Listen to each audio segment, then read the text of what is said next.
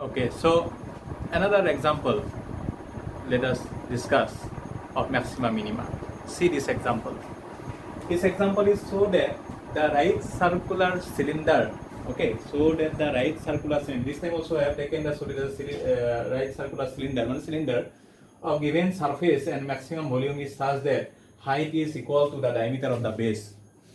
Okay, so in this example, if I see this one, that we are talking about a cylinder. Our solid is considered here is a cylinder.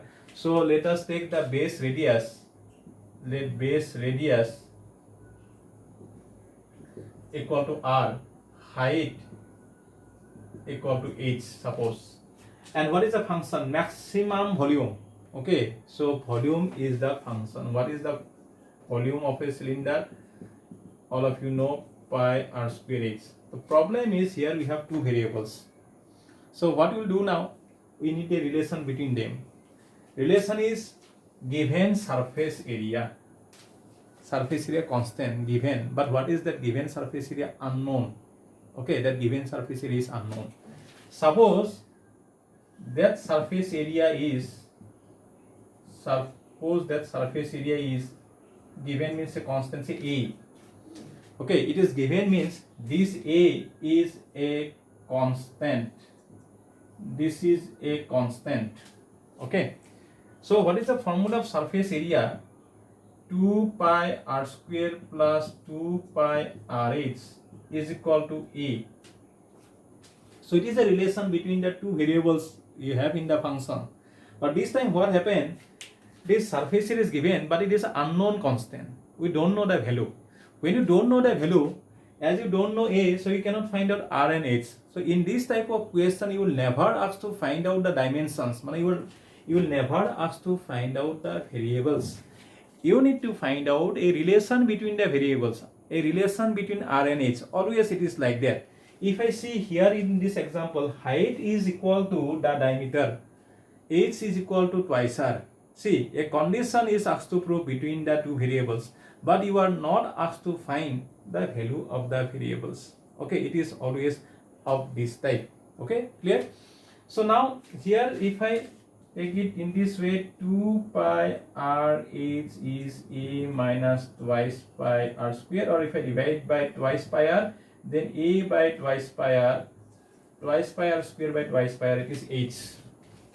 So if I use the value of h here, then it will be pi r square into h. H is what? A by 2 pi r minus r. So that means volume is equal to, ultimately here pi cancel, A is there in the numerator, r will be there, 2 is in denominator, minus pi r square into r cube. Only variable r, A constant given.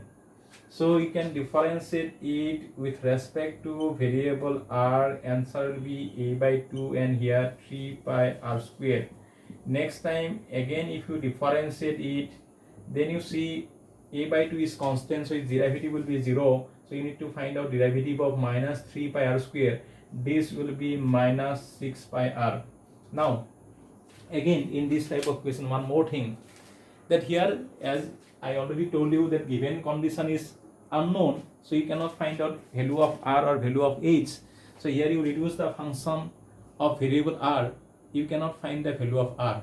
So as you cannot find the value of r, how can you say the second order derivative is positive or negative? But if you observe the things, that whatever the value of r, minus 6 pi r for any value of radius is always negative. That means in this type of problem, in maximum cases, what happened, that second order derivative we already come to know that it is positive or negative. Okay, it may be either always positive or always negative. Okay, anyway, so by taking first order derivative equal to 0, let us see what we'll get. First order derivative is difference of these two quantities, so they are equal. Their difference is 0 means they are equal.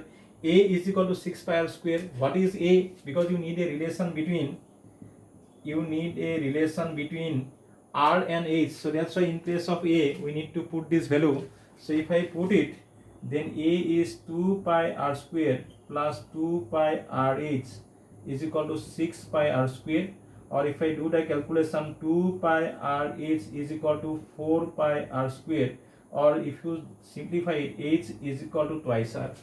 So whatever the condition is asked to prove, you will get it from taking the first order derivative, equal to 0, you will get it. Okay, so h is height, r is radius, twice r is diameter.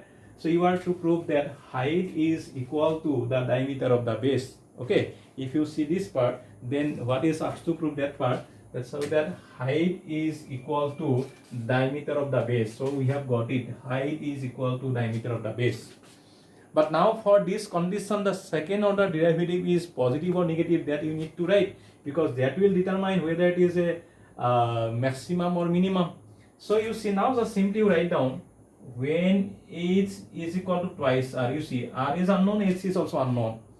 So what about the second order derivative?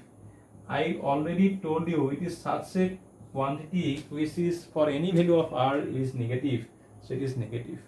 It is negative means what? Our function v means volume, is maximum when height is twice r. Okay, so what we can write now, that v is volume is maximum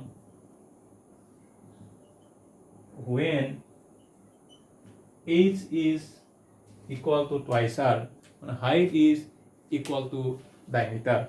So in this example also, if you see your given function, there are two variables, we need to reduce it, and for that one condition is given, but that given condition also can be known condition or unknown condition. When a given value is, suppose in the previous example you have taken 100, here given, but what is given? Unknown given.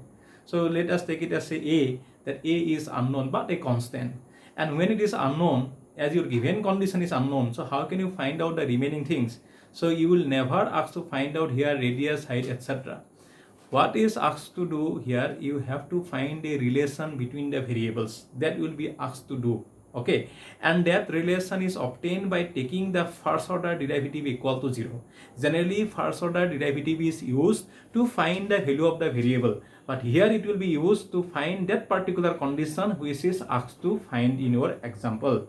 Okay, and your second order derivative, which should be positive or negative to determine the maximum minimum value, that will be such that either it is always positive or always negative irrespective of value of the variable. So here you have got it in our example, minus 6 pi r, whatever the value of r you put it here, minus 6 pi r is always a negative quantity. So we already come to know that function will be maximum. Okay, so this is one type of question having two variables, relation between them is given but unknown. Next, in our next video we are going to discuss a question having three variables, how to solve it. Okay, till then, bye bye.